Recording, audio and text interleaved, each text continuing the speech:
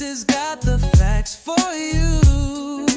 EX the storyteller, bringing the spark. No one does it better.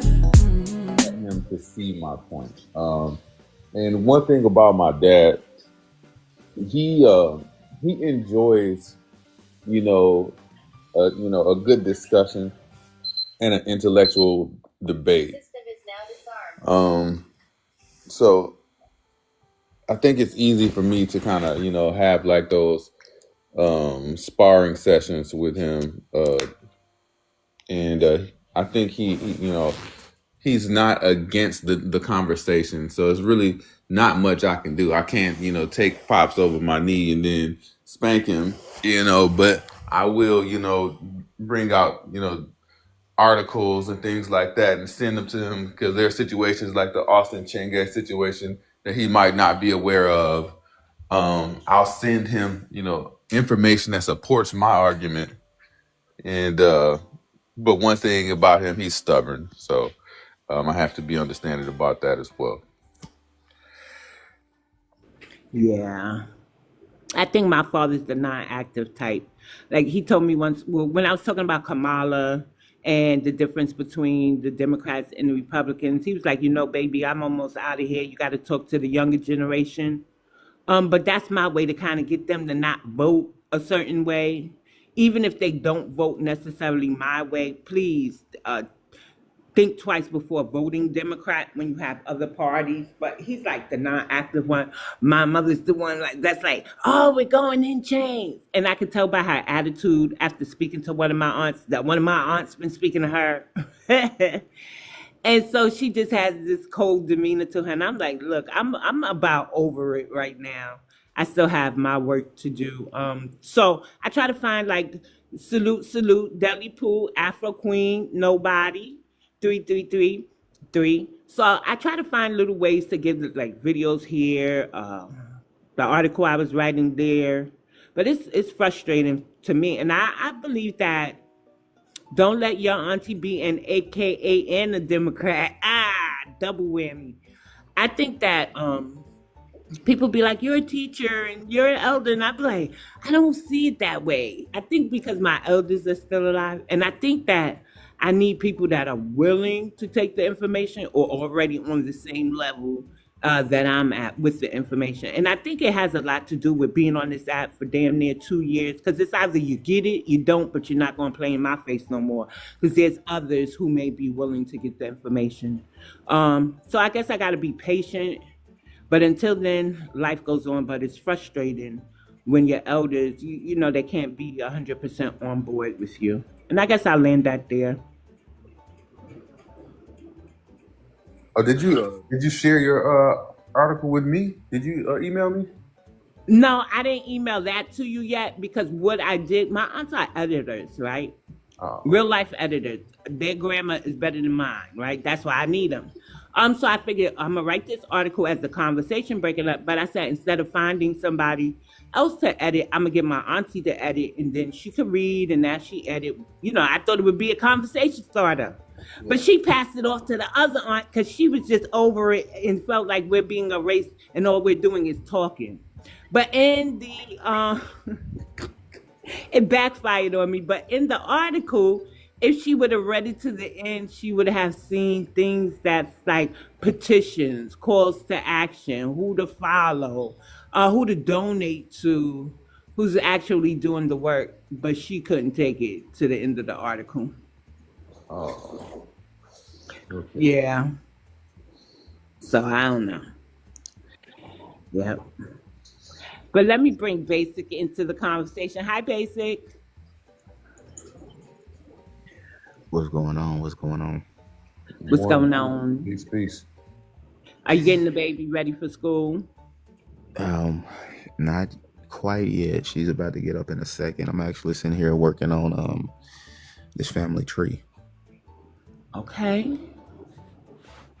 All right. But as far as the conversation y'all was having, I've realized that certain people, man, they just not gonna get it. Like I feel like if you try to have a conversation a couple times with a person and it doesn't go anywhere, I just leave it alone.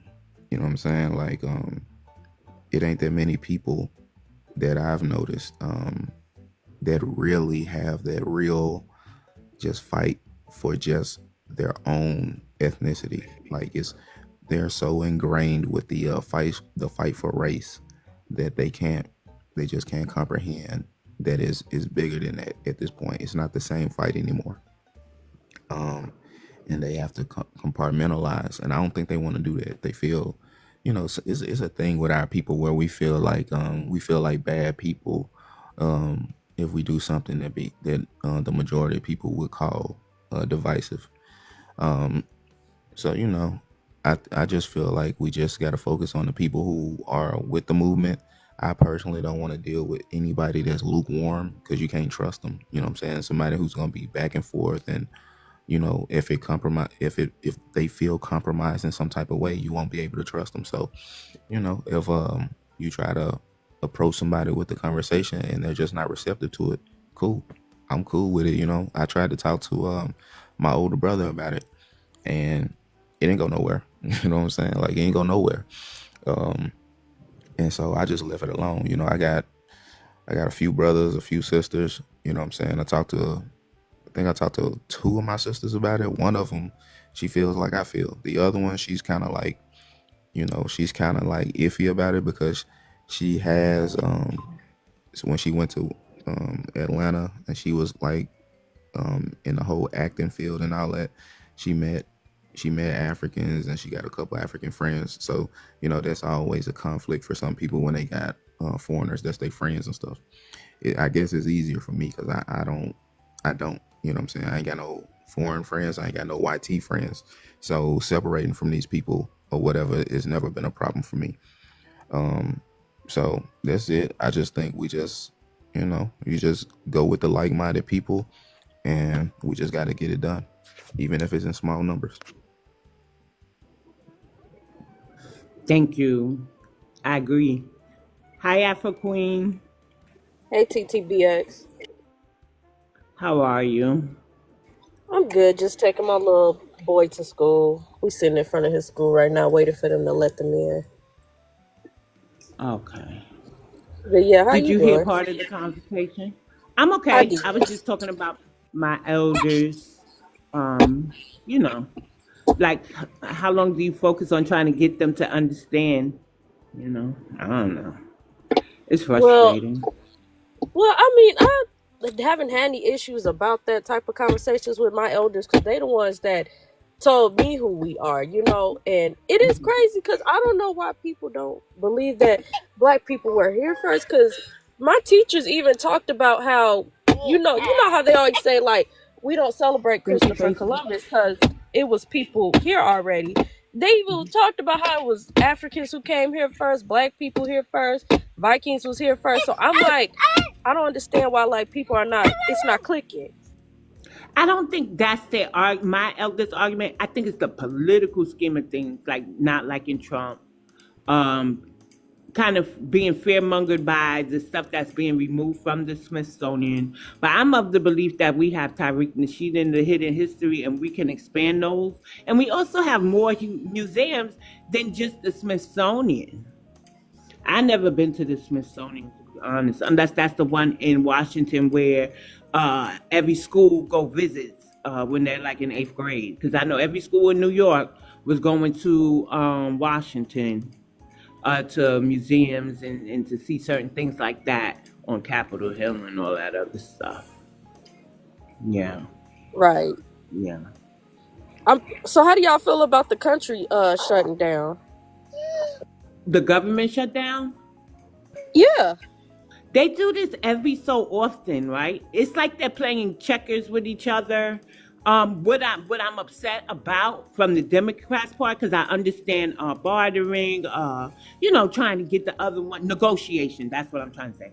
I understand it, but the first negotiation thing I saw was They want the immigrants to get free health care. Meanwhile, our Americans, most specifically Black Americans, if they don't qualify for like Medicaid and stuff, they're going to like a health marketplace where they have to price insurance and all this other mess. Why are we giving these people free stuff? I don't know. I've just gotten to the point, like, because I was talking to somebody about, if they don't want to give us reparations, they should let us go tax free. And someone was like, no, because the black dollar, they need that for health care and all that other. Oh, what, you was there, right? I don't know. I fell asleep. I don't know where it was. I fell asleep yesterday on the panel. But I think it was at Liberals, yeah. But I basically, left Liberals early when you came. Yeah. yeah, because I was like, first of all, I'm like, but y'all can send all this money overseas to foreigners, bring foreigners in, but it's gonna be a big deal if y'all A, give us reparations, and B, let us go tax free, which is crazy to me. Yeah.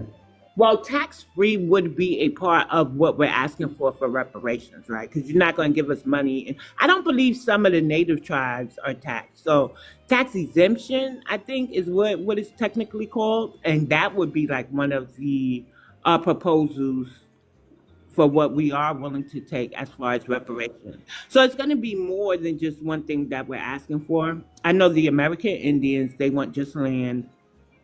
For the most part, foundational Black Americans want land and money, but there are other things that we have to take into consideration, like the harm to never repeat the harm that was caused to our people, a protective class so that the cases like Arbery and you know how he was just jogging in the area and the white tea supremacists came over there and did what they did to him, stuff like that.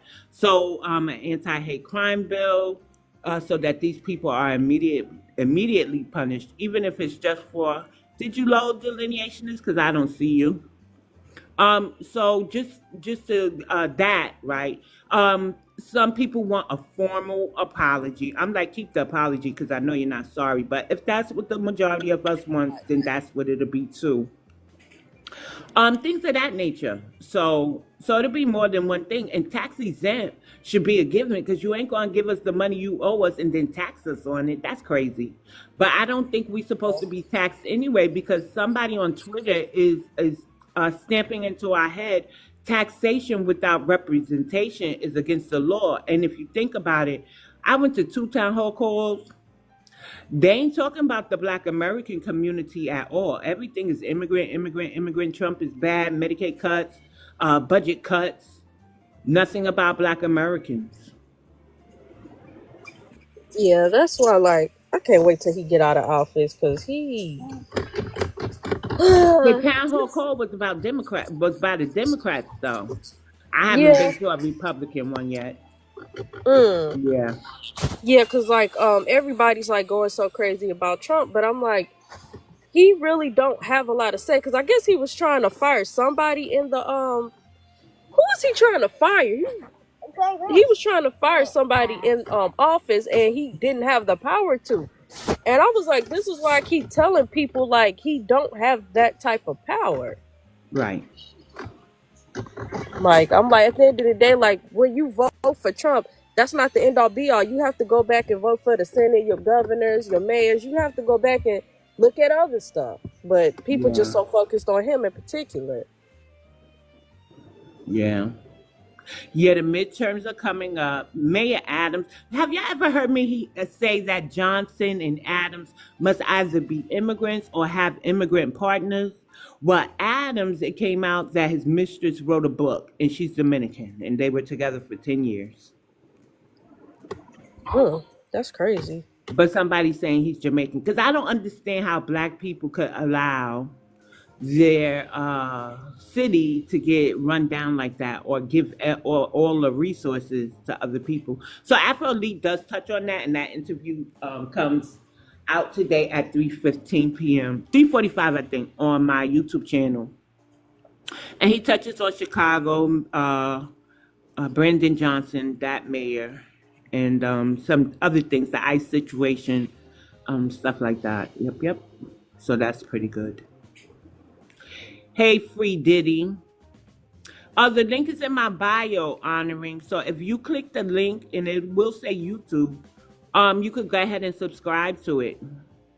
But it says BX Network, but it might be kind of hard to find because there's a lot of things on YouTube with BX or Bronx in it. Yeah. So this is an FBA safe space, and this is a vent session. So if y'all have anything y'all want to salute, Free Diddy, and I don't like that name. Diddy's mom is Trinidadian, right? Gotta tell you, he's biasnic. You talking about that lady? You talking about that lady who be going to court with him? With the blonde wig, his mama. That's his auntie, apparently. No, but he does have a mama named Janice, and she wears like these god awful wigs. Yeah, because I thought that was his auntie who adopted him, because I heard both his parents was unalive. Like his biological parents. That's what they saying, but until this case, nobody ever said that before. Nobody. Okay. That's his mama, Janice Combs, and she was married to Melvin Combs. I think that's his dad's name. His dad was a gangster. Now, I haven't followed P. Diddy case because I've been over him since making the band, and he made them walk to Brooklyn for cheesecake. And the fact that P. Diddy, if we take away all the allegations now, he has been problematic to his artists. And there's always two sides of a coin. So I haven't really heard his side. Nor has he ever really spoken against the artists who made these claims about him. So he has kind of done stuff to the black community before this case here. So I'm just over Diddy. I've been over Diddy, right? So I ain't really following this case. I seen him hit the girl on the video, and it is what it is, at this point. Should he be railroaded? No. Should he be charged for consensual relations? No. But other than that, Diddy had some sins to atone for, and I guess this is his day of reckoning. So it's going to be what it's going to be. Yeah, like somebody broke it down with that whole thing with him and Cassie, like, because, at first I was like, oh, he's so evil. How can he beat her up like that? Somebody was like, nah, she wasn't trying to leave for real. And I didn't understand what they meant by that. And they was like, if she really wanted to leave, she would have just ran like how Tina Turner did. Yeah. Like what they call that, a willing participant. Good morning, Chris. You've been in white teen and Latino spaces. You know how they get, yeah. Gene did speak on a lot of stuff. Yeah, because like my thing is, because I was like, why she pack her bags while he's in the shower? Like, I just thought that was weird, because like me personally, I'm not finna think about no clothes. I'm probably just finna dip, like, and that's just gonna be that.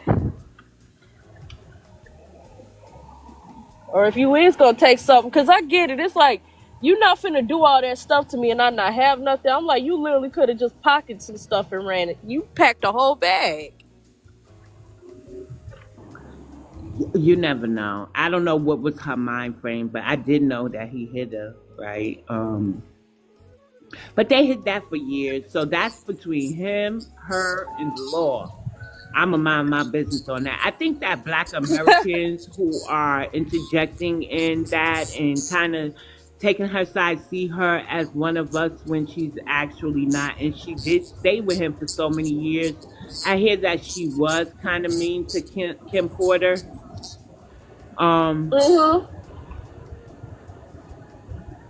Oh, he went down for, okay. Prostitution, because we can't say the real word. So he wasn't even charged for DV? Probably not. I wouldn't be surprised. Oh. Okay. Yeah, I'm going to go back to minding my business. I am, because I mean, I'm not there. These are people with money, right? And so while he was wrong at hitting her, like you said, other people are saying, why didn't she leave before if he was so abusive? She was staying for the money. So I don't know. I wasn't there. Y'all. I have an opinion, but my opinion ain't even based on that. I think that Black American women, for the most part, pick up everybody's issues. when they don't have the intent that we picking up the issues for. Like they really was there for something opposite than what we thought they was there for. Does that make sense? Yeah. Okay, yeah. So I don't want to be that black woman. I'm not picking up her willingness to stay with a man for money. I'm not doing that. But I am speaking for the artists who, or agreeing with the artists who've spoken out. Did he rob them? Did he make Sean take a case? Did he did this? Did he did that? Did he did it, right? That's what I'm Mm-hmm. speaking on. So I think this is just a day of reckoning for Diddy, and I'm not going to be a part of this new stuff because after she came out, other people started coming out. Now, my thing with that is were they telling the truth or not? It's a mess, and I try not to speak on it publicly. This is probably the most I ever spoke on it because he got the name Free Diddy there. That's another thing. So I think that it's just going to be what it is. So he went down for a peace institution, but who was the peace suit? Was it Cassie? Was Cassie? What's her name? Cassie? Was I it don't know. Cassie? I don't know. Like, So 'cause how do you get paid and then complain that you got paid by the person? Like I don't get it. I'm gonna mind my business before people start coming for me. And I got my own issues. But yeah, so she's free now. She's with her new husband and it's gonna be what it's gonna be. P. Diddy, I think, got 4 years. But Tyreek did say there's no victim. It's a victimless crime. So why did he get 4 years? I don't know. Let's bring the men into it because I feel like I'm failing. You know when you just trying to say anything so that you don't hit or miss. yeah. What do you think about the P Diddy case, Dredd? Um, Me myself personally, I feel like he had co-conspirators that are not facing any type of justice. So I feel like if they're gonna let these other people walk, they might as well let him walk because it's kind of crazy that uh, this by ethnic black man is facing time, and then you have this Afro Latino chick that was essentially a co-conspirator that's The Afro basically spending Latina. his money and sitting at home. I see you put the ethnic groups on there. You made sure to put the ethnic groups on there, huh? Yeah. Yeah. So at the end of the day, I was not there. I can only go by what I saw on tape. For that, he was wrong. But they said he's not being charged for that. So I'm gonna mind my business about the rest.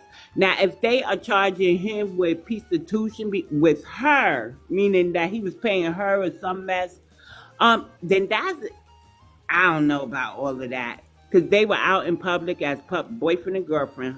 That, as far as I know, she was playing stepmom to his kids. So I don't understand how that would be prostitution in the first place. And it is TikTok, so I have to code certain words, y'all. So as far as Diddy goes, I'm gonna mind my business for now. He got lawyers. But I think it's just a day of reckoning. I keep saying I'm gonna mind my business and then giving insight, right?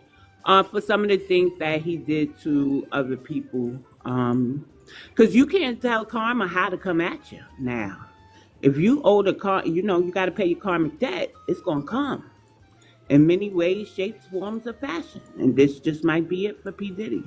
Now, when he get out, I bet you he still got a nice little bank account. Hmm. Yeah. Mm. Can you change your name?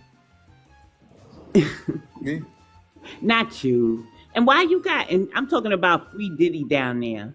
He's doing that to annoy people. I bet you he going. You coming in these rooms just to say that so we can read your name, right? I love everyone. That's Sean. Right. I know it. Good morning, Aboriginal Duck. Why'd you name yourself ML Kingpin Jr.? Good morning, Native to the Sun.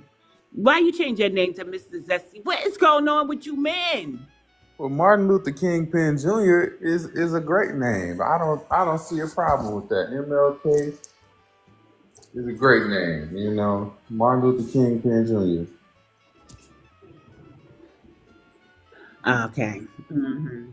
When you add the pin onto King, that's Kingpin Jr. Like that's crazy to me.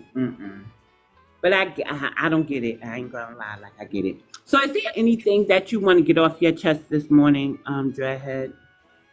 Nah. What I did is I had to block some people.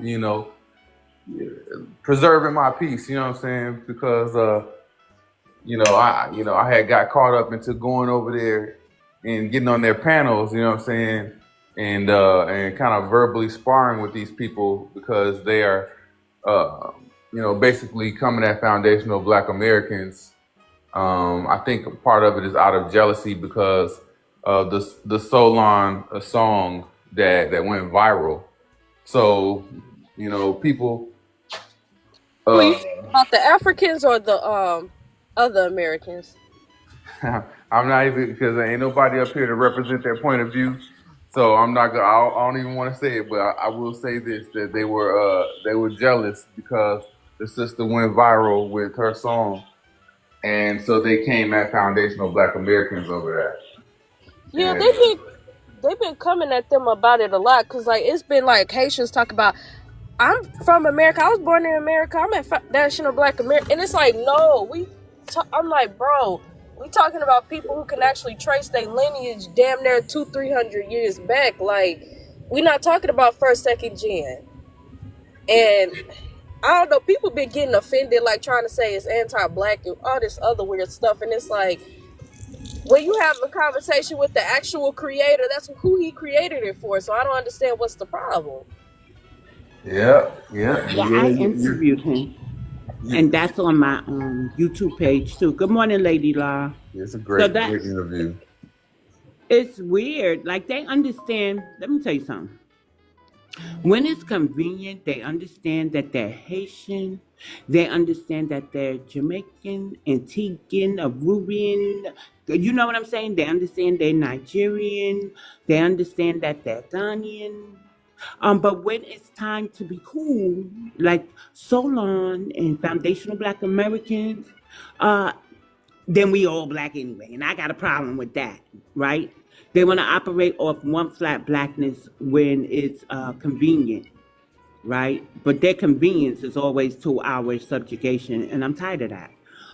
So Solon, for the longest time, right, before she made this record on this app, FBA and Solon, good morning, Black Royal Beauty, have been getting along, right? If we argue with each other, it's not because they identify as Solon and I identify as Foundational Black American. Sure. I don't want to say that name, Native. It's not because they're Solon and I'm FBA. It's because we just had a personal issue on the panel one day and we'd argue. But for the most part, we sit in the room and identify as either or, right? I respect those with Solon in the name. They might get on my panel or any panel I'm out for first. Now, all of a sudden, she made this song and people on Twitter are trying to say people on TikTok and Solon are at odds. And I'm like, don't y'all start this divisive stuff because we aren't at odds on TikTok. You know, it was Solon, those who identify as Solon, who told me I was an elder, who was very respectful to me. These are the same people I do turn around and argue with today, right? But it's not because they're Solon and I'm FBA. Like, I don't get it.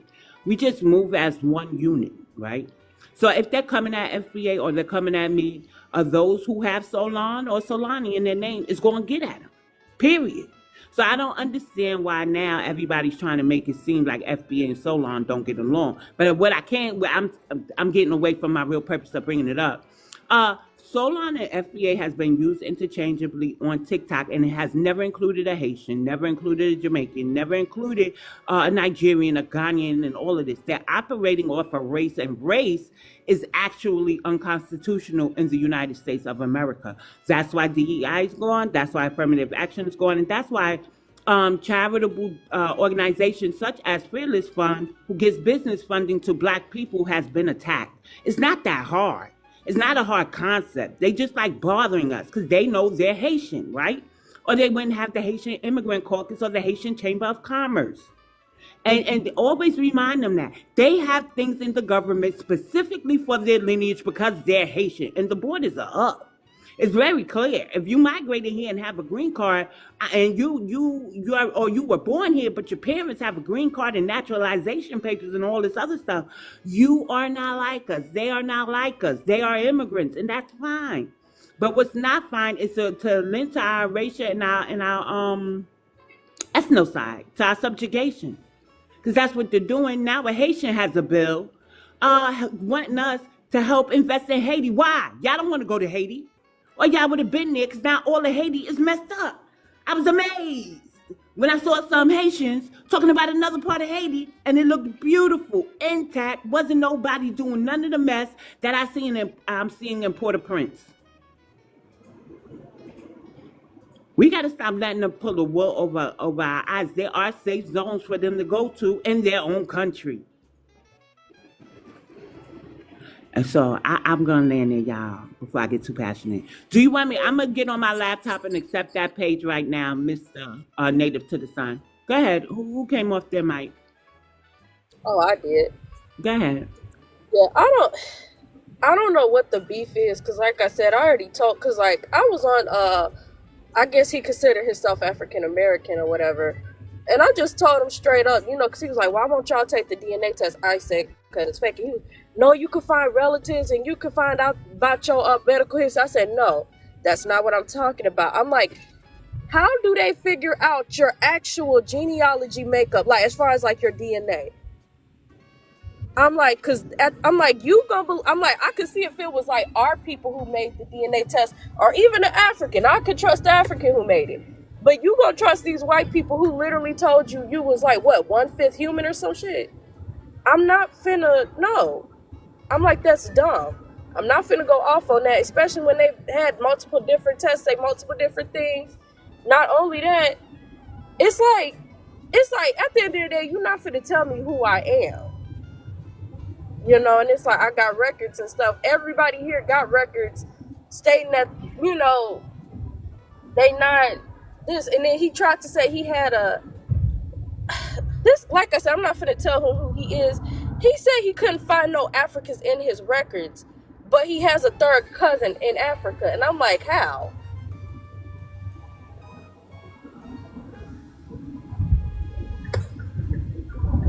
So, Liberia isn't the only town that our ancestors went to. I think there's a town called Freedom Town, but is it Angola? Somewhere in Angola, I think it's Angola. But there's a Freedom Town and there's a Liberia that some of our ancestors went into. So, that person, the African on the continent, could very well be a part of the Black American diaspora, because there's a nuance to our history. It's not all black and white and gray and what they tell us in the history books, right?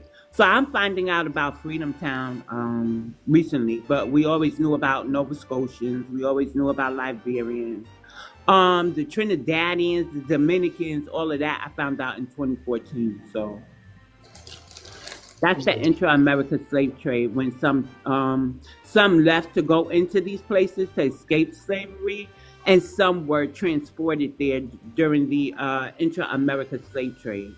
So that's another aspect of our history that's rarely talked about. And I'm not suggesting we start talking about it now, for the simple fact that Black Americans know their history, they understand that history, but what we're finding is that other people are finding out and trying to lay claim to us, like, oh, well, y'all are Caribbean anyway, or you're African anyway, because this, that, and the third, or these people are you. No, y'all are going to respect, good morning, Pretty Brittany, good morning, Bree. Y'all are going to respect the ethnogenesis of all parties involved. So if somebody was taken to the Caribbean, they are Caribbean now. If somebody was taken or went willingly to one of the settlement towns in Africa to escape conditions over here, they are African now. And those who were transported here and made a way here, made a life here, are Black American now, right? They're not identifying as Caribbean. They don't have no ties to the Caribbean or Africa. And these people are just doing their genealogy or just digging around because they don't want to get deported, so they're trying to find anything to latch on to us. Need to give it up. Because I'm about sick of them. Good morning, Manola. My big head Nola. She changed her name to Big Head. Good morning, Retro. So this is an FBA safe space, and you can come up and vent. The first vent of the day was about my elders, who I don't know if they get it. What delineation is about, even though I gave a resource and tried to give an icebreaker to bring in the topic of conversation, just to bring them into the fold. I don't think they still get it. Some of them operate off of the fear-mongering aspects, and Dred admitted that his dad operates off of the Pan African aspect. And then we got here, to the intra-American slave trade. Oh, we talked about Free Diddy, that Sean's movement he got going on with his name.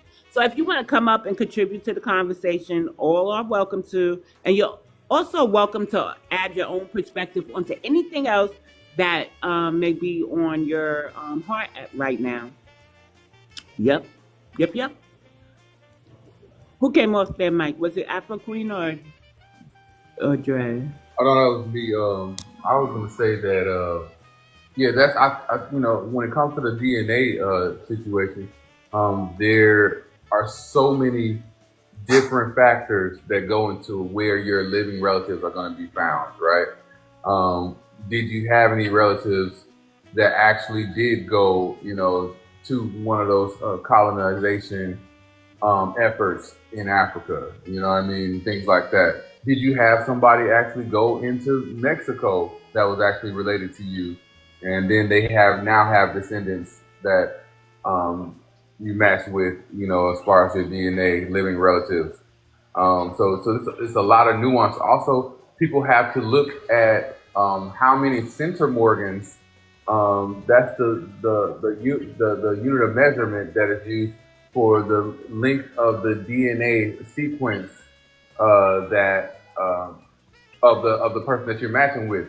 So once you get all the way down to 10 centimorgans, those are unreliable connections. So you can't really assume that they're really truly related to you, because it could be someone that randomly got that DNA sequence that is similar to you, because that distance, the distance of that DNA, what's the word? It's the S word.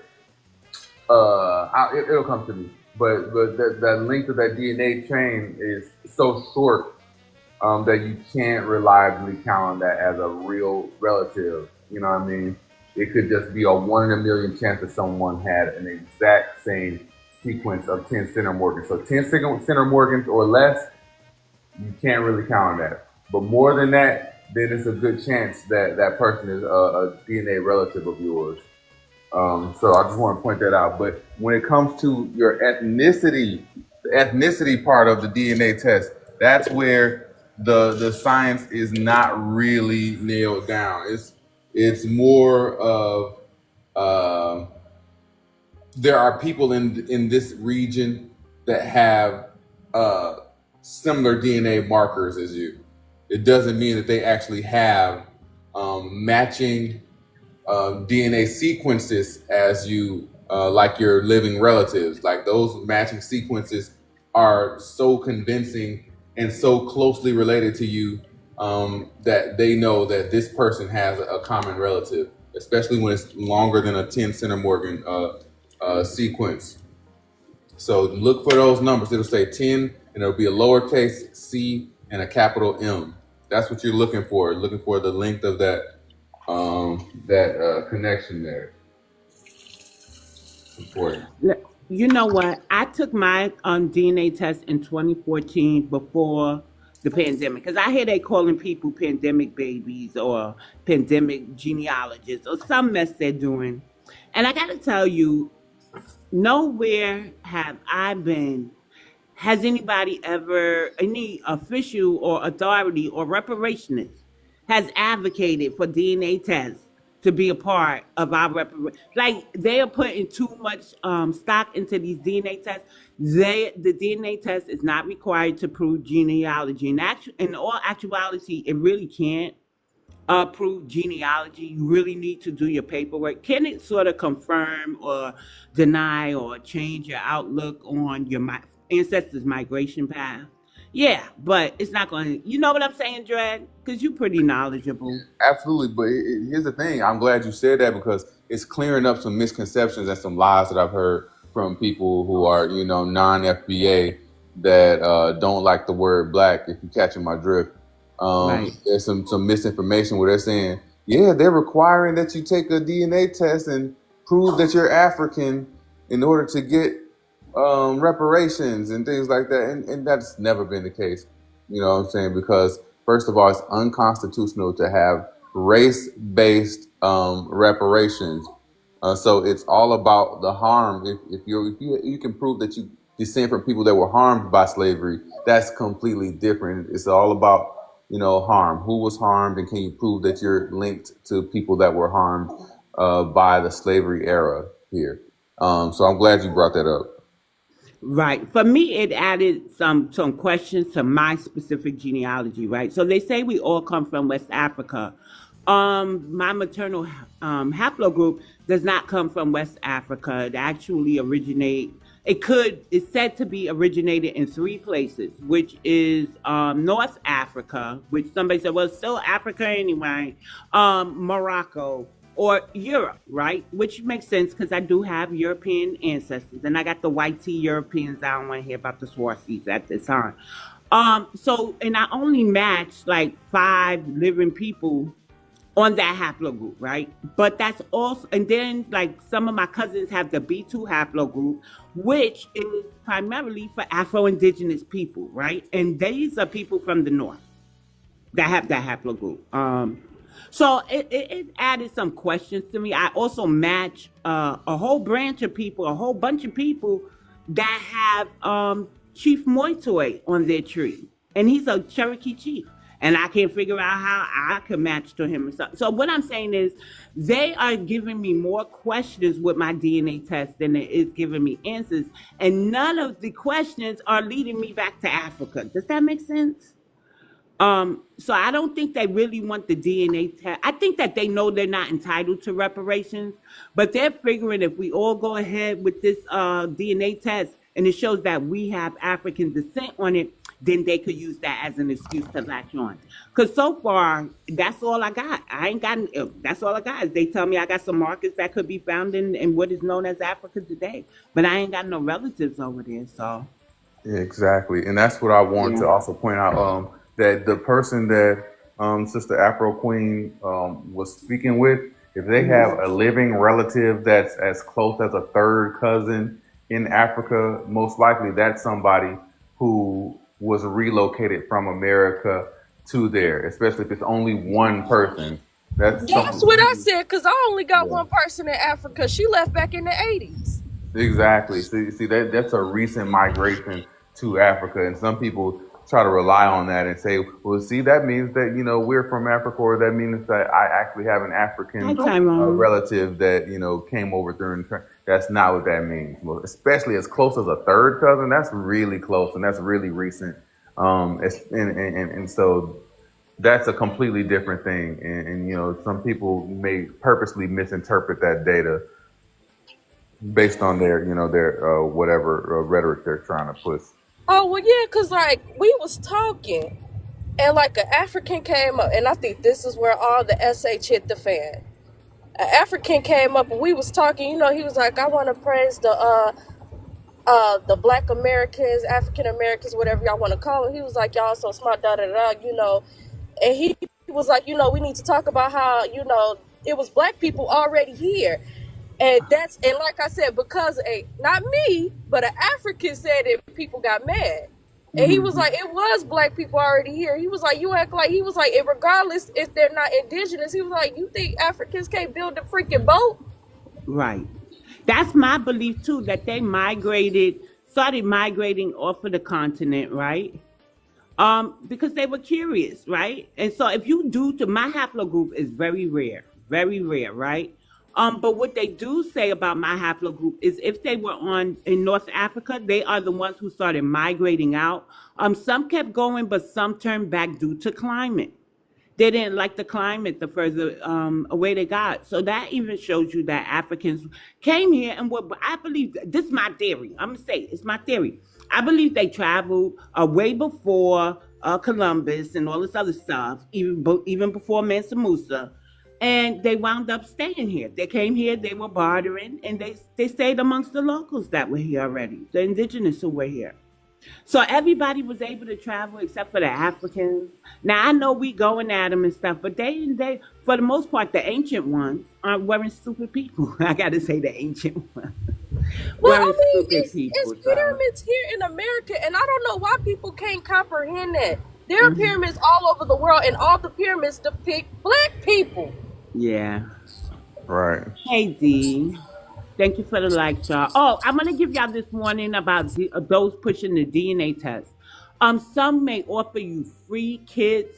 And it will be like part of a study. I'm leery of that. If it's not a family study or you and your family decide to join a study and you do it on your own, I would not want these people on this app having any access to read any of my results because of the things that they do. I don't care what they identify as. Even if they're of the lineage, shit, don't trust us either, because some of us are Pan African hiding under the banner of the FBA. Let's put that out there. Good morning, D. So I kind of want to introduce this, and I know Native probably wants to talk about the DNA test. Yesterday, I was on the panel. I put Hunan up because Hunan was saying we better tell the American Indians to stop being disrespectful. It was the better for me, because now you gotta tell me why. Because I don't like people on your panel. But bastard. go ahead. I'm just saying that pointy nosed bastard. I can't stand him. So to me, it's like this. When I seen that, he was allowing the Caribbean and stuff on the panel, and I kept going after somebody who was his friend, I was like, you know what? I'm going to just go. And then he disrespected Wani. I was like, I'm going to just go ahead and leave his platform, because I can't tell people how to run their platform. I can make the suggestion. But you don't tell me we better do anything. Because first of all, you don't see me on the panels where the host is one of those telling me not to call myself black. And even American Indians will call us slave babies and all this stuff. I don't go on those panels. I go in 2 American Indian rooms, right? And they respect the way I identify. That's it. But other than that, I can't help you, homie. If you want the American Indians, who I do tussle with from time to time on these panels, if they're coming out space, but I don't go seeking them out. If you want them to stop disrespecting your people because you feel you don't have no American Indian roots and they shouldn't be talking on you and your ethnic group and people, you go handle that. Don't come over here telling me, because you're new. And I've been here for a few years. I've had my battles with the American Indians. And for the most part, those type of people are blocked. Yeah. And I always say, like, anybody who gets, I really don't run in that circle either. Because anybody who's part of like the indigenous community and are over there trying to add more division among black people here in the States, I don't really get down with that. I identify as it. Like when somebody asks me, I'm a black person. I'm a black person in America. And I'm okay with that because I know my ancestry. I think the only thing that bothered me with Hunan is I kind of think he didn't really rock with us anyway as far as the Indian community. I kind of think he was like the rest of them who all just thought, oh, they're just lying about who they are, because I don't see how he can let 1 or 2 black Indians get disrespectful with him, and then all of a sudden he can't stand them all, yet he can break bread and talk to Caribbeans or Africans who I have seen on different panels. I've been in debates with them, call our ancestors tree ornaments. But he can talk to them and break bread with them and talk about building and stuff like that. But he lets 1 or 2 What do they mean by tree ornaments? strange fruit. Like they Oh, Jesus. yeah. Oh That's yeah. disgusting. Yeah, I'm telling you, them Africans, I'm telling you. So my thing is he can talk with them and come into an understanding with them and want to build and blah blah blah. But when it comes to 1 or 2 black Indians who may have said something disrespectful, then all of a sudden it's, oh, I can't take any of them. Like, you just didn't like us anyway. And like I said, anybody in the black community in America that's telling what other group what they can call themselves, but they can't, I don't get down with that, whether they're FBA or Indian. But I just think Hunan's heard this. I don't know. He was an undercover. He's a fucking African priest. Like, I forgot. Did you know that? Yeah. So I also So first of all, I grew up in an atheist household, right? But my parents did allow us a freedom of religion, meaning they put me in Catholic school because it was a better education. This was the 80s, right? So I was allowed to also go to church with my friends. I was allowed to explore which religion I would want to partake in. So when I started having feelings about Christianity, I went into looking at what the ancestors would have been doing. Now, this is all from the racial aspect that we all call in the Outer Africa theory. So I went to E5 first, got kind of scammed from the continent, got to tell y'all that.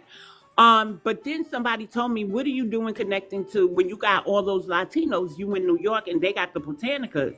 So I am initiated into leukemia. So some of us will go outside of Christianity and look for what the so him saying he was a, let me just say this. Him saying he was an African priest really didn't bother me because I do know Black Americans who go into the ATRs because they're looking for the ways of the ancestors outside of Christianity because we're told Christianity is bad, white tea Jesus, those things, right?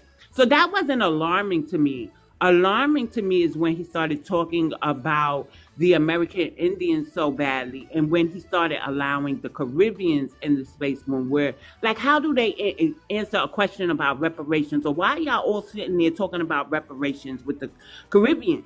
So when they told me to come on the panel, I was like, no at first. But then they was like, no, please, please, please. So I jumped on the panel and was like, y'all all should mind y'all business. Because how does this affect the Caribbean? Like, I'm tired of y'all. Y'all got And CARICOM. So my whole point, Native, there are Black Americans who do practice ATRs, but this is my thing. You still got to stand on lineage business no matter your faith, right? Because if you really take into account, Oshun traveled to where the slaves were going because she wanted to watch over them. So some of the Orishas do favor Black Americans or even Latinos who are Afro-Latino, right? Okay. So I didn't him know much saying about that, it, so yeah. you don't Okay. know much about it? I don't know, no. Right. No. So a lot of us do go into ATRs. We do go into like leukemia, Santeria, stuff like that. So we do that. So that wasn't alarming. But the Pan African ideals of going after the American Indians, having the Caribbean sit in and y'all talking about our reparations hearings, knowing that they have CARICOM, for the most part. So I am initiated into leukemia. I was supposed to go to Cuba last year, but things got twisted, so I missed my chance to really confirm my religion there. But I also practice hoodoo as a first generation, right? So I sit with hoodooists who are like 6, 7 generations deep in hoodoo. So I'm just a little nice spiritual being, but I stand on lineage business. Don't disrespect my ancestors. No, you can't practice my cultural beliefs. You can't learn our language. You can't do this and that. And that's what Hunan should do even as an African priest. You can still stand up for the lineage while engaging in other customs. I agree. Yeah. Good morning, Blue. Good morning, Story Guy. This is a good morning, Brother Simon. This is the FBA. Well, it's the echo chamber. You know, I love an echo chamber. This is a vent session. I started off venting about my elders. I thought that an article I was writing would be a good conversation piece so that I could bring them up to speed on what's going on and the things that we're facing and this and that. And it didn't really go the way I thought it was going to play. I planned, y'all. But I think my elders are operating off of the fear-mongering aspect of, politics. So Trump is bad. They're erasing us by taking stuff out of the Smithsonian. All y'all are doing are talking online. Nobody's doing the work. That type of thing. But if you would have read the article completely, you would have seen the calls, the petitions with calls to actions, the people to follow, where to see the reparations hearing, so you could see how the melanated immigrants are trying to latch on to reparations. Like, it's just a mess, and I'm just like over it. But then I don't want to be over it. I want an understanding, but then I don't have time to because I still got work to do. Uh, so as I move forward now, I was just asking everybody else, have they encountered that where the elders give a little resistance to the things that we are actively facing, in the manner that we are trying to combat the things we are facing? Brother Simon. Yes, well rising, sister. Um, Grand Rising. Here, when it comes to our elders, that, uh, yeah, they're, I, so they're, I hate to say it this way, but they're old dogs that can't learn a new trick, right? And that's what we're kind of dealing with. We're dealing with some elders that are too old to learn a new trick. When you become that person, it's subconscious and it's invisible. Like people don't know when they've stopped learning. They don't know when they've given up learning. They haven't recognized, and it's some of them that still hip. You know what I'm saying? That can still put on a new hat. That can still juggle. And then you have some that uh don't that have been put through traumas where um yeah, they settled in. They settled in and they just accept what's coming towards them because they feel like they know, they understand how they say it. They know the clown. Yeah, yeah. They know the clown. They know they're used to the clown that they know, and so they're not gonna want to learn a new clown, something like that. That's why the whole Democrat and Trump is bad is rhetoric, right? They fell for the rhetoric. I think these older folks that are not old dogs that can't learn a new trick, that's able to put a new hat on, um, keep standing on business where you can, but it's gonna be up to the millennials and the Gen Zers to actually like stand on business on these folks' grandkids and their children, because that's where the wave is gonna grow. Mm-hmm. When you get enough of the young folks staying on code, and just always giving that pushback where our elders were kind of silent because they went through they went through this U.S. supremacy issue, right? So, and they didn't look at it as, oh, I can't believe a melanated person would do that to us. They didn't look at it that way, and we didn't either. But we can see it now, and that's why I do stand firm on never calling nobody else black. Like even I'll call you melanated, but like I Right. put melanated in my lexicon, in my vocabulary, so that melanation. Because if we would have been calling ourselves melanated Americans this whole time, they wouldn't be calling themselves black. They wouldn't be trying to call themselves black. Thank you for gifting y'all. Caribbeans with me, they'd be calling themselves. They'll all be saying, oh, I'm a melanated Jamaican. I'm a melanated Nigerian. So you're not a black man? What is black? No, I'm not black. So they listen, they follow behind everything we say, right? So so with them, because I feel like our words are front and center, I'm gonna always call them melanated. Because yeah, we have melanation in common, but melanation is not my heritage. Melanation is not my culture. Melanation is not my ethnic group. Yeah, we share melanation, but black is my culture, ethnic group, heritage. So fond of my Renaissance is my essence, and what black is not is theirs. You know what I'm saying? So, Yo, yeah, I'm in this bad spot real quick. I'm gonna break up for give me a second. No problem. So I got somebody upset with me because I said that he said I'm a black Haitian American. I said, what is that? You're Haitian American. You ain't black Haitian American. And if you insist on using the term black, use noir, because that was what it was called in your language. You don't own black. I said, yeah. Oh yeah, we in the United States of America. I damn sure do own black.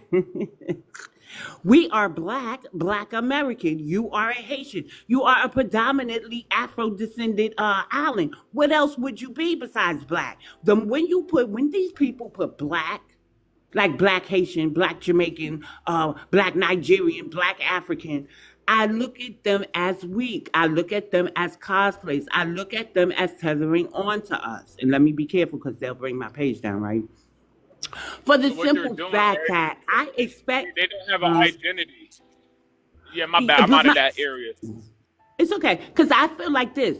They are predominantly black. They don't need to say black. They are black, right? Racially.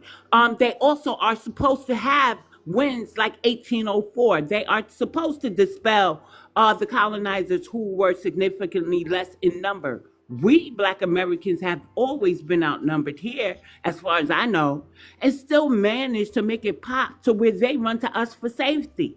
And then you want to come over here and call yourself black, but you wasn't doing it years ago. You're doing that because we are making shit pop, and they don't want to Yeah, be for sure. excluded. But we can't And, let and them do but that. that's the powerful part of it. We have Yeah. to exclude them, without any, or whatever it needs to be. Like, and I'm not, even if you are in a relationship with a Caribbean or an African, you got to stand on lineage business because they stand on lineage business with each other. Like a South African, if they ever marry a Tanzanian, that's gonna be evenly split. They're gonna like each other, but their kids are always gonna know that I have one Tanzanian parent and one South African parent. When a Haitian and a Trinidadian gets with each other, well, they don't usually get with each other. Like a Trinidad and a Jamaican may get with each other, and that child is always gonna know that I'm half Trinidadian and I'm half Jamaican. What our folks, I from, and I could be wrong, but the moment we get with a foreign person, we feel like and I'm gonna say this, it may sound rude, but I feel like we treat them like the white folks, like back in the day, like, oh, I got me a white girl. I'm safe. I've reached the pinnacle. And that's the same thing I feel like some of our folks back in the day used to do, and they probably still do it today. They feel like they got something foreign, not understanding that that foreign person you with looks at you as the most majestic thing they ever seen on planet. We're actually unicorns to the world. Like the black American is a unicorn. Like we are like the most majestic people on this planet. So, but because we've been so majestic fighting, for our folks against our oppression, we never got a chance to observe our own majesticness. We looked at everybody else as they was magical, but no, we're the real magic out here. Um, so I mean, oh, and I answered your question you sent me to on X, BX, so you can listen to that, unless you want me to answer it here too. No, I'd rather we talk about that behind in the back chat. But or Simon, tomorrow I have to go get my hair done. I do.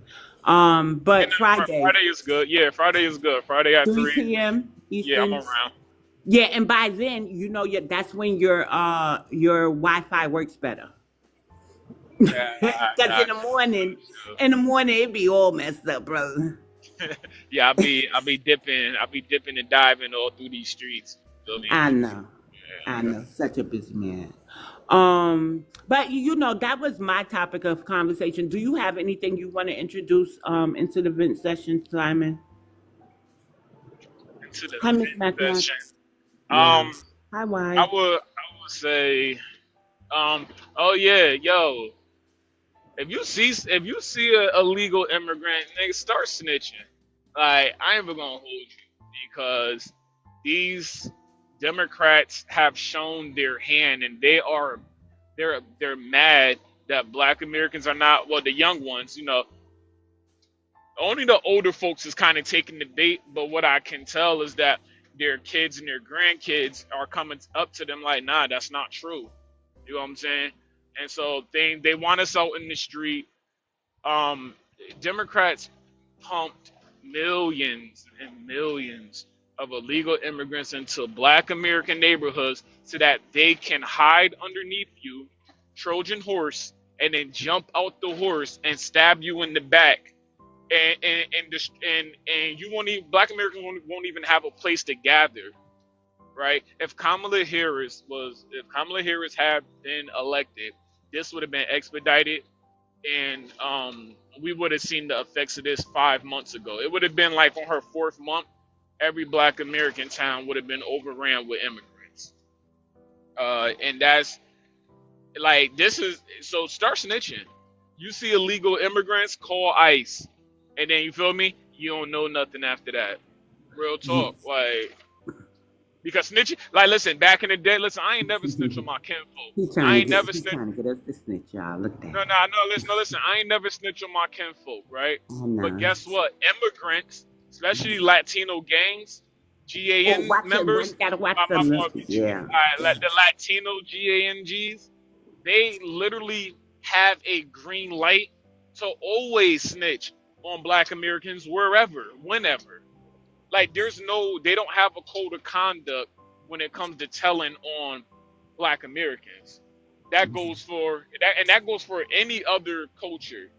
When I tell you these folks will tell on you, it's okay for you to tell on them, right? I won't tell on my kinfolk, and guess what? It's a way of telling. If you know that your kinfolk got a warrant, or he trapping whatever, tell him to get out of here. Be like, yo, bro, like, yo, you gotta dip, because, like, make sure they safe first, and then you boom, get these other dudes to hell, get them out your neighborhoods, because I think that was the most disgusting things Democrats did.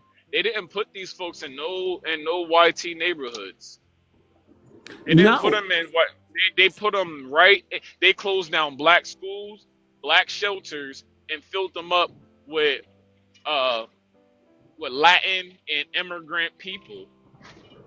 It was all to replace, and I've been saying this it was all to replace your voting power, right? Black Americans are the swing vote. We've been the swing vote forever.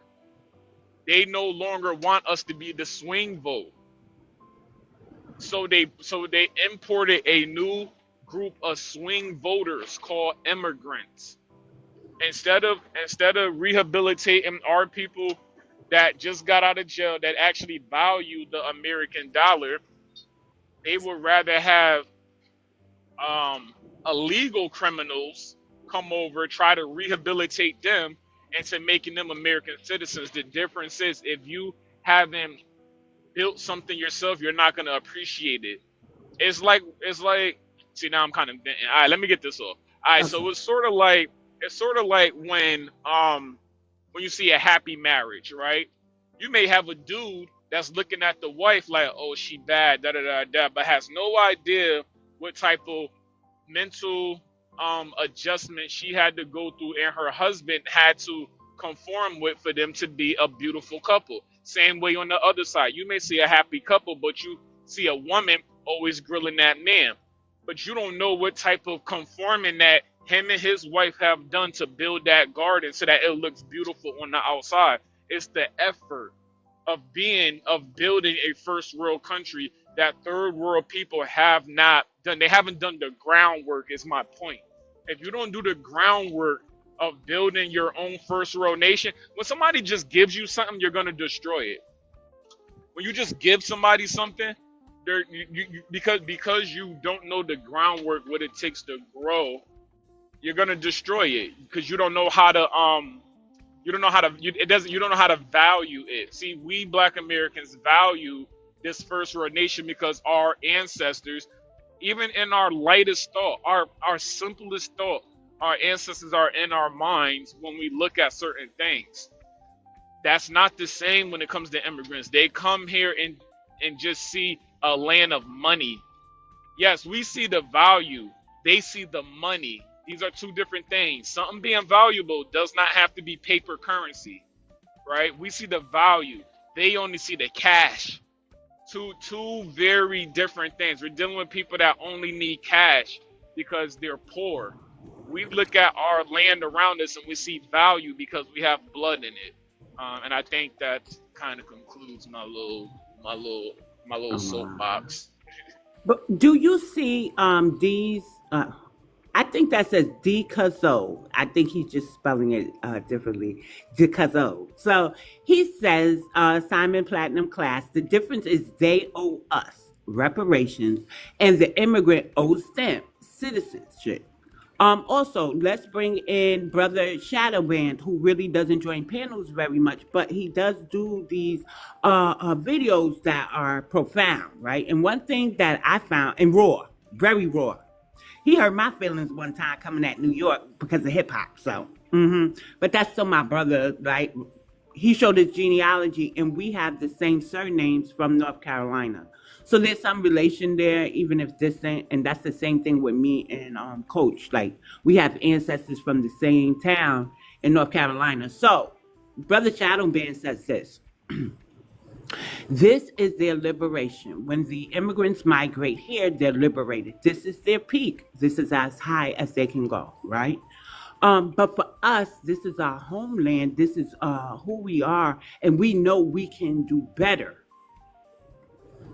But now okay, that's his statement. So I never thought of it like that before, that they're liberated here, they're free, they're bragging about basic shit, cars, that who knows if they're even leasing them, and homes. But we get to brag about how we have 55K inventions, how we broke every racial barrier there is in Hollywood. I mean, not just Hollywood, in America, like Hollywood, like music, like the science field, like Black women help put people on the moon or go into space, right? We have all these things that we still want to ascend to for our generation. They're just happy with cars and homes, right? So that's one thing. But I ran across, somebody sent me a panel.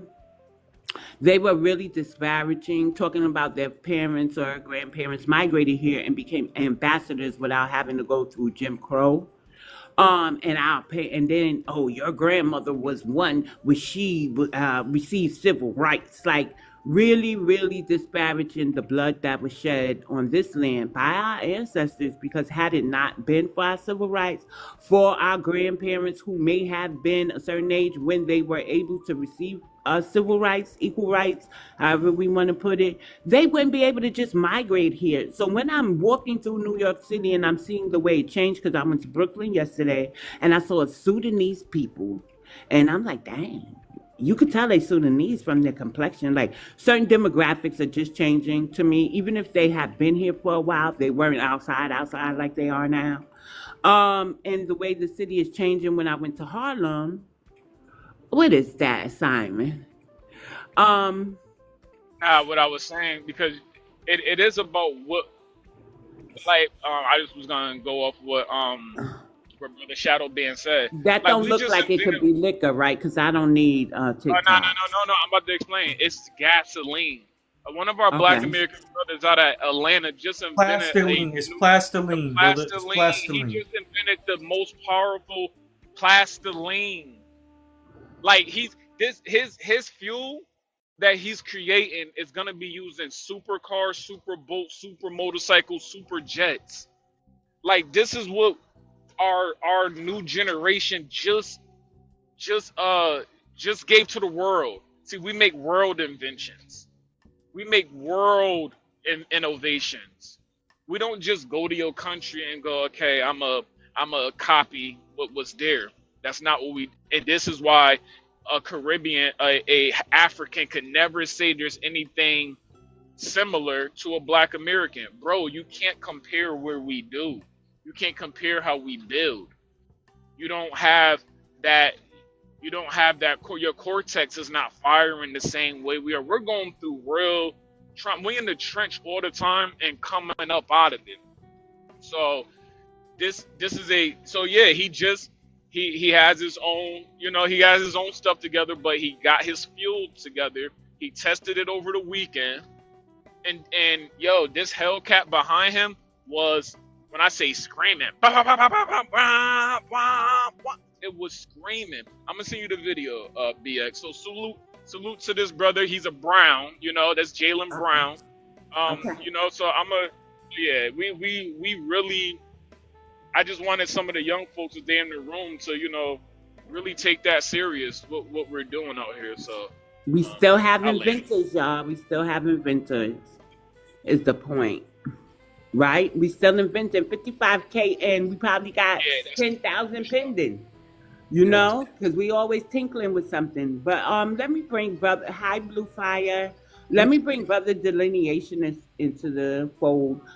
So Before we you were been in and Good out. Good morning, DX. morning, Good y'all. morning, panel. morning. Good morning. Before we move So too far, hold go on, ahead. before we move too far away from the subject, when Simon was doing his initial submission, he talked about people basically coming in and checking our box, and that's what that picture that I have on my screen is about. It's about how people enter the immigration office and how they exit the immigration office.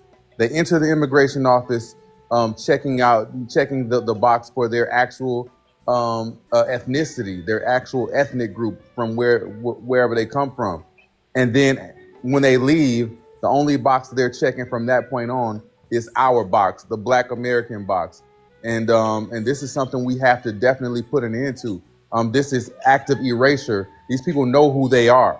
They know what their actual ethnic group is. They had to tell the immigration office when they came in here. They know exactly who they are, and they know that they are not us. Anytime they're checking that Black American box, they're doing it on purpose, and they are actively erasing us. These people that do that are not our friends. They are enemies of Black Americans. They are trying to start a paper G-side of our ethnic group. So that's an issue we definitely need to focus on and attack. And I'll land there. You know what I want to say? This has nothing to do with what he just said, but how he said it. And I started noticing this. When Black Americans are about to go in, they do one thing. They clear their throat and they start talking, right? Then, as we're talking, we're passionate, we're trying to find the right words, we get to it's something he just said. It's like It's like the engine is stuttering before it kicks off. And I just find it so beautiful because he's originally from Detroit, but he lives in Texas, I believe. And then I believe Miss Kim, I noticed it with her. I believe she's from Delaware, and then me up here from New York. And we all do that thing there. Yeah. We so connected, we don't even know it, huh? Don't even realize it. Delineation is went on T-Code. Oh, Blue and Dread, I did go back and comment under your I'm here. comments. Okay. Okay, You one can second, shrink me let me down get this too. out. Huh? What you said? So you can shrink me down now. I just wanted to point that out. Okay. I did go under your comments and let y'all know that I actually made y'all moderators on my YouTube channel. So when I do start hosting live panels, I expect y'all to be there. But we can get together and decide, because I guess I got to make it by November, y'all. I've been procrastinating, but I like the interviewing things that I'm doing now. But I do want to start hosting guest panels. For the simple fact, I think we need to bring more into the conversation. One of my goals is to spotlight the voices of those who are doing the work. Even though I have a small platform, I see how it's growing on YouTube. So I went from, I think it was like a little over 120 subscribers I started out with. And now I got like 186, and the views went from like 5 in the chat to now I got 50 on one, like 100 on another. So my platform does have the potential for growth. So I want to spotlight those putting in the work for the lineage. Also, so I am going to have a guest panel. One thing I want to do also, since y'all have known me, I'm pretty sure y'all will agree that I've been trying to show or heal whatever tension there is left from the industry politics, right, between the North and the South, and we could bring the Midwest into it. Not, is it? No, not the Midwest, the West Coast. Yeah. That thing there where they think we have beef and everybody's coming at New Yorkers and stuff. And I try to get people to see that sometimes they have to go a little deeper to see who's really talking as if they are us, to see if they are us. But I'm starting to believe that we do have Black Americans that don't have Southern roots only because there was an enslaved population here by the Dutch. Not everybody was taken to the Caribbean, but we could go to my New Jersey branch, and there were people born there from the 1700s, and they never, they didn't migrate anywhere else. But what I do have to do to before I go around sprouting this theory, I'm just putting it to you guys. I have to check and see who they married, right? Because they could have married a Southerner. So I don't know. Because there's New Yorkers who come up here say they're from the lineage, and then something in me is like, oh yeah, we got to figure in the factor of when the '80s, what Reagan was doing. So they're not passing vibe checks all the way. But I'm saying there's nuances to those who can't pass the vibe check, and I don't want to alienate anybody who could be of the lineage, but That's why when I'm vibe checking somebody, that's why I'm like, people may call me an asshole, but I'd like right. to just stay consistent. I said right. Uh-huh. That's why I said, was your people emancipated here? Like, are your Right. people, like, it's just that simple. Like, and that's because you would know if your people from U.S. chattel slavery or not. Like, and if it's not, then, all right, well, you got to kind of stop talking to me or about me and my folks. But, I don't care. Like, yeah, if you got Southern roots, most of us do. A Right. high majority of us do. But if you don't, then all right, let me know. Was your people emancipated here? Like, and then you feel me? That seems to always answer the question. Like, was your people from U.S. chattel slavery? And once they stutter and they go, I mean, I think my grandfather came here in 1920. All right, well, guess what? You're not a Black American. All right, that don't mean if you don't have. That mean you got one grandparent that came here in 1920 and did what? Started marrying Black Americans, and now that's the only grandfather that you connect with, or he bought all his, like, how that shit Yeah. go. But that's always the maintaining question. If they were One thing, emancipated. So yeah, let was me ask you was your this. people part of, yeah, were they here, like, So when you prior to said, emancipation uh-huh. or emancipated from the United States? So we know in the North, New York was like I'm gonna say technical because it should remind me there was indentured servitude after gradual manumission, right, in New York. So New York was the first to free their enslaved population, but New Jersey ratified their 13th Amendment after Juneteenth even. Yeah, I know there's some leeway because back then different governors felt like they could hold certain things, but as a A guide maybe. overall, yeah, as an overall guide, it's very safe to just say were your people here prior to emancipation, Mhm. and because what emancipation did, even if you were free prior to emancipation, you can still be kidnapped, right, and thrown into a red state, right? So even if you were free, you still had the threat of being thrown into, Thank you for joining, Native. to being Native thrown. gotta go to work. Mhm. Yeah, even the American Indians, like you had